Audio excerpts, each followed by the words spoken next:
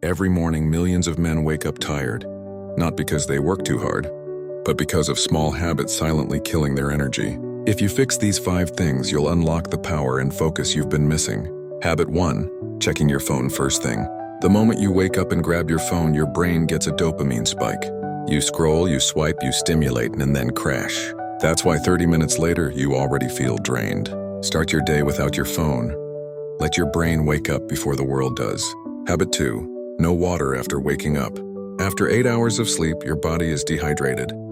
No water, thicker blood, less oxygen, zero energy. Drink 1 full glass before coffee.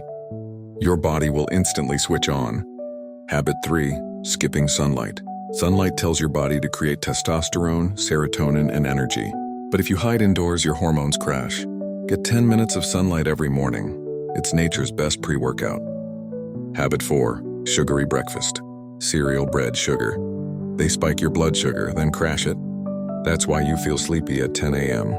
Instead, go for eggs, oats, or protein-based breakfast.